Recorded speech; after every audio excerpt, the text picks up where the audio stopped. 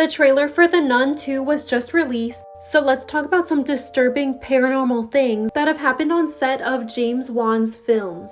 Let's start with my personal favorite, The Conjuring. Vera Farmiga, who played the role of Lorraine Warren, complained about paranormal things happening to her during the filming of The Conjuring, hinting at the fact that she thought something paranormal had followed her home from the set.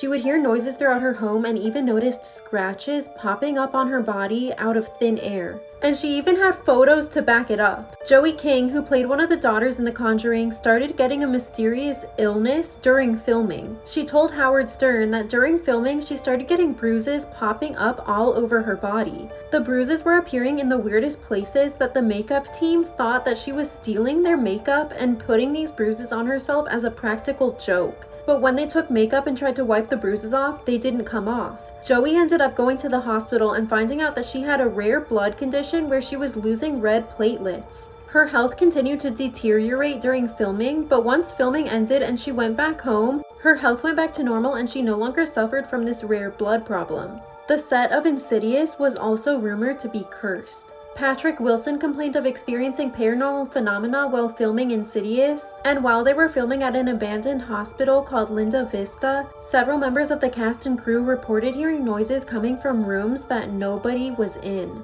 I wonder if anything paranormal happened on the set of The Nun 2. Are you guys gonna watch it? This is The Exorcist. It was released in 1973 and many people believe it's cursed. The actress that played possessed girl Reagan and the actress that played Reagan's mother suffered long-term back injuries because of filming. 2 actors in the movie also passed away. This wouldn't be too strange except for the fact that the 2 characters these actors were playing also died in the movie. The entire set was destroyed by fire while filming, but Reagan's bedroom was left untouched. And if you've seen the movie, you know that Reagan's bedroom is where the possession took place. When The Exorcist was released, people in the theater started to experience fainting and vomiting. And during the premiere of the movie in Rome, a 16th century church across the street from the theater was struck by lightning, causing a huge steel cross to fall into the crowded street. And many people don't know this, but The Exorcist is actually based on true events. And the movie itself has since been banned in many different countries. 3 on-set movie disasters that made The Wizard of Oz look like a playground. This movie filmed downwind from a nuclear testing site and almost half the cast and crew got cancer. The 1956 movie The Conqueror was filmed near St. George, Utah, 137 miles away from an active nuclear testing site in Nevada. Despite being assured of their safety, 91 out of 220 cast and crew members would eventually develop cancer in their lifetimes. And this included the 2 stars Susan Hayward and John Wayne, who I believe is playing a person of color, but that's not what this video is about. Overall, 46 died of their illnesses, which is about 20%. These statistics do not include the Paiute tribe members that worked as extras in the film. Let me know what you guys think in the comments. 3 extras were killed in the 1928 film Noah's Ark. During the flooding scene, 600,000 gallons of water was sent barreling towards extras, and sadly, 3 of them lost their lives. And prior to this scene, cinematographer Hal Moore actually stormed off set because of how dangerous this stunt was. The way they filmed movies back then was insane. Midnight Rider was a movie that shut down after someone died on the first day of filming. This biopic about Greg Allman had a dream sequence where someone was asleep on a train track. The crew was denied permission to film on this active train track. Despite this, director and producer Randall Miller told the crew to go ahead anyway. A freight train sped towards them and the crew scrambled to get all of their stuff off the bridge. And because they were on a bridge, they couldn't just jump to the side. Several members of the crew were injured, and shrapnel from the metal bed propelled camera assistant Sarah Jones towards the train. She was killed instantly at the age of 27. Her character on the show name was Queenie, and she actually had to learn the Latin chant that was supposed to summon Papa Legba. But again, these white people did enough research to get the actual chant for the summoning spell. However, they didn't realize that the chant was to summon Baron fucking Samedi. Now I'm going to tell you why this is a problem. 19-year-old Caitlin Reston in Virginia decided that she would use this same incantation to summon Papa Legba. She was under the impression that she had actually seen Papa Legba. However, the deity that she actually summoned was none other than Baron fucking Samedi. Someone from her Facebook group actually did a reading on her and found out that that was actually who she saw. You guys can pause this and read this. The young girl really did think that she saw Papa Legba. You can see her post right here where she says, "I seen Papa Legba today and I'm scared." Now, although many people told her not to play with this shit, that she didn't know anything that was going on, she decided to get into voodoo, allegedly to get back at her ex-girlfriend, who was a black woman. You guys can pause this to read as well. She also went on to her Twitter to speak about, how people need to just allow other people to practice different religions and get into things that, she said that she was Wiccan and all of these other things. Again, this is white appropriation of a religion that they have no idea about. And it costed this 19-year-old mother her life. And I'm sure that when she saw Baron, she did believe that she was seeing Papa Legba because of how he was portrayed in American Horror Story. If you look at the attributes down here, rum, cigar, top hat, glasses with the missing lens, these are all the things that they showed in American Horror Story. So the fact that they went out their way to get the correct incantation, however, ignoring the fact that they had no idea who they were actually portraying, is so disrespectful. Which is why I believe this is a direct reason why this 19-year-old girl lost her life, by watching something on television that was teaching her something that the producers never even did their own real research on. Because let's be clear, this is Papa Legba. Looks nothing like the person that they portrayed on American Horror Story. And that's why this does not sit right with me. And I'll end this video showing you guys Baron Samedi.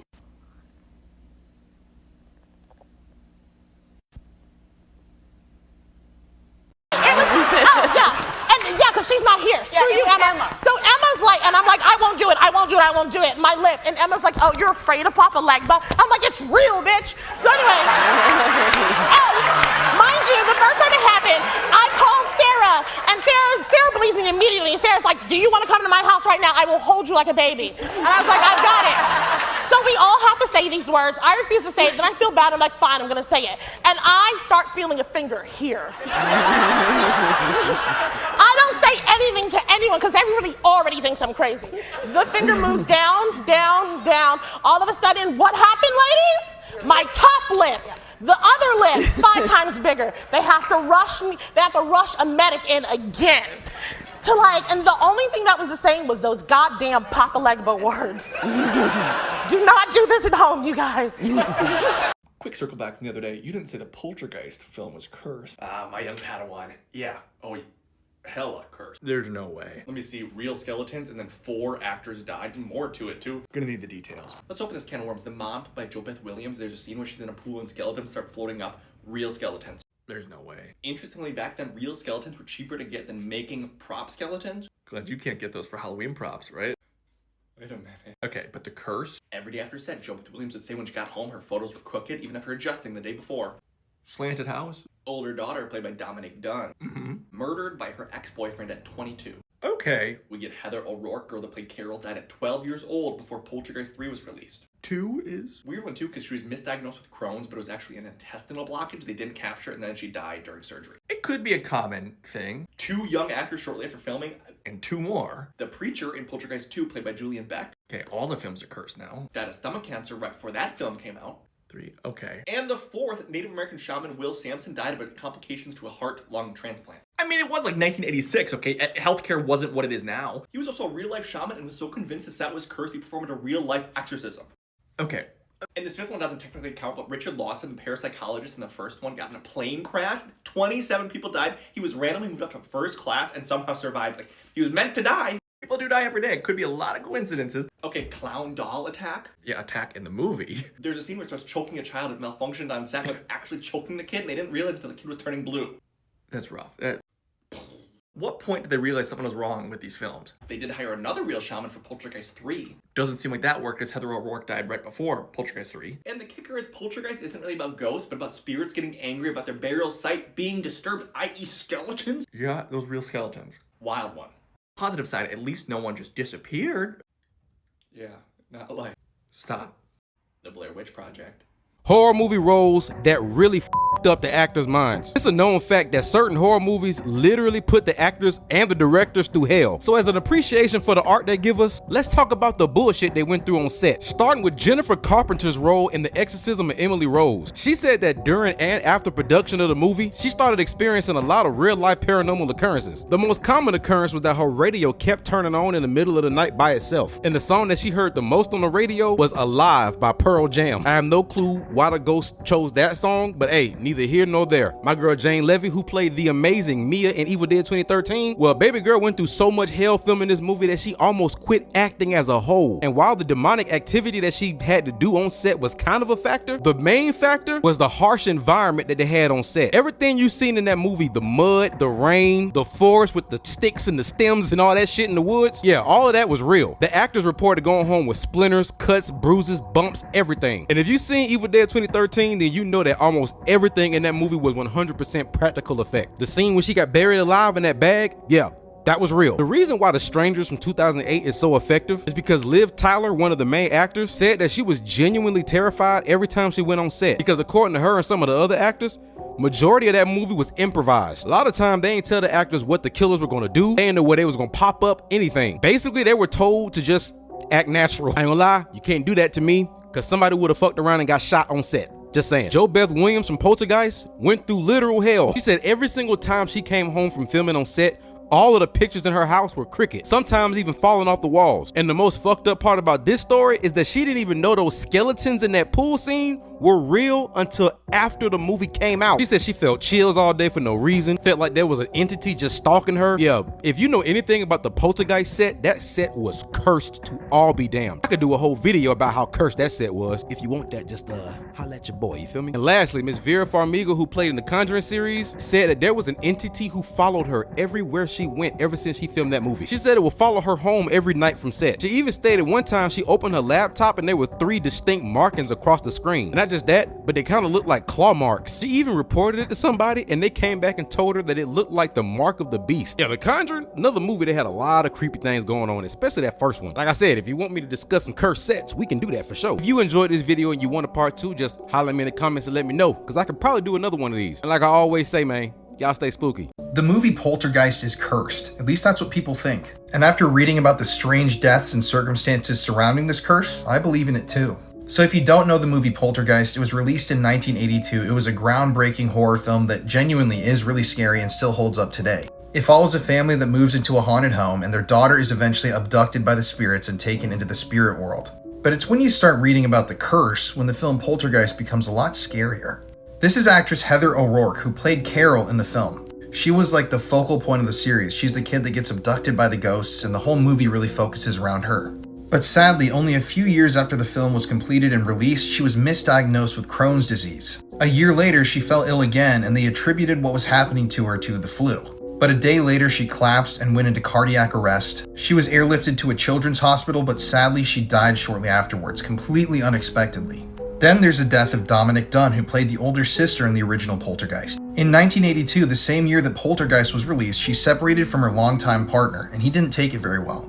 And in November of that same year, he went over to her house, pleaded for her to take him back, and when she wouldn't, he strangled her to death in her own driveway. Then there's the death of Julian Beck, who played the evil preacher in Poltergeist 2. Shortly after finishing his work on the second film, he died of stomach cancer. And there's also actor Will Sampson, who played the Native American shaman.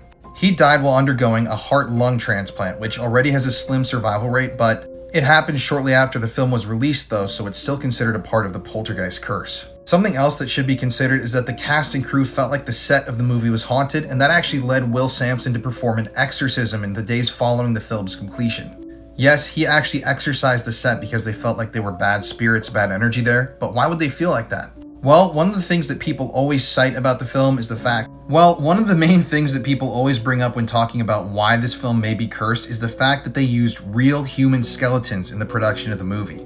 Yes, this has been confirmed through court depositions. These are real human skeletons that are used in one of the most famous scenes of the film. Apparently, which I find kind of hard to believe, it was actually cheaper to purchase real human skeletons rather than replicas back in the day. And so in this scene, when tons of human bodies float up from underneath the earth, these are all real skeletons. And JoBeth Williams, who plays the mom in the film, actually claimed later on that nobody told her that they were using real human skeletons. She found out after they filmed the scene. So yeah, I think using people's real dead bodies in the production of a horror film could possibly lead to a curse. But I don't know, let me know in the comments below. There are other weird things that happen surrounding the production of this film, but I can only record for 3 minutes here, so I can't tell you about all of them. Let me know if you want a part 2.